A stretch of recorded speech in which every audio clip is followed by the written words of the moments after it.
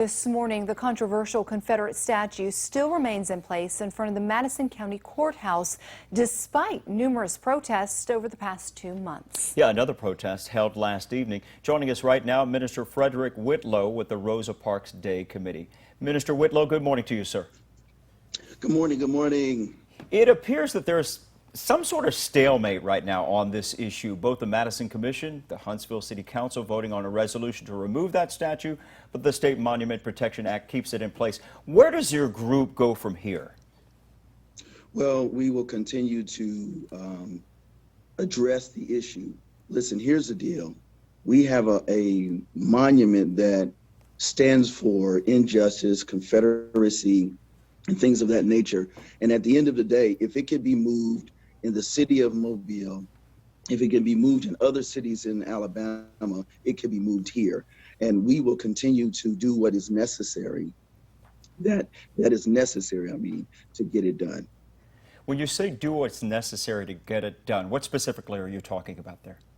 Well, here's the deal. When you look at, let's look at what has happened. You have the conversation between the mayor, the MOU, with the council, the commissioner, and when they have that conversation, it's just a matter of making a call.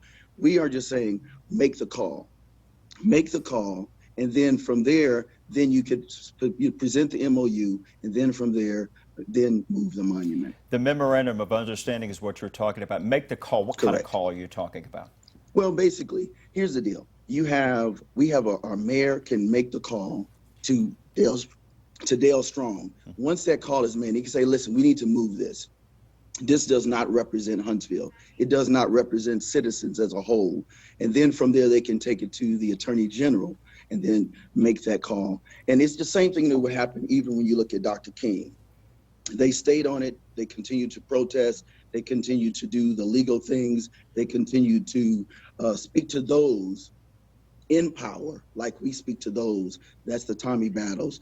That's the Dale Strongs. And ask the question. You know it's a injustice situation. So do what is right. Do what is right. If Mobile can do it, Birmingham mayor can say to their leadership, listen, this is not what is a good representation of our city. Then if they can do it, we can do it. And we expect it to be done. And we've seen those cities, too, go ahead and say, yeah, we're going to pay that $25,000 fine for removing the statue. Apparently, there is that money that's been raised here locally. Correct. What actions needed to move forward with this part of it? Well, it's very simple. Then all they have to do, again, the mayor should just make that call. At the end of the day, we can go round and round and round.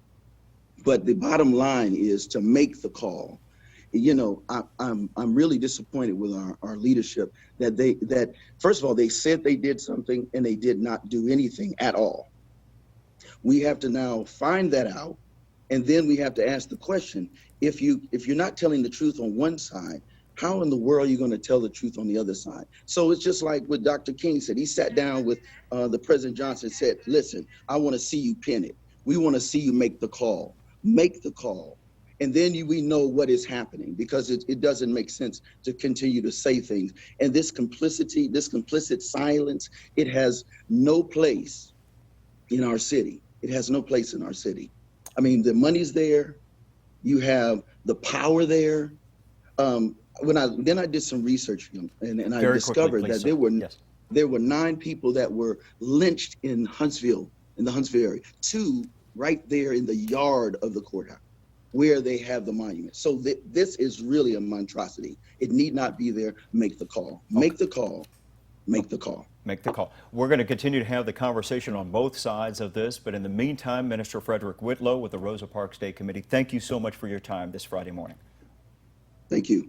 All right, we appreciate you. It is 6:14 right now on your Friday morning.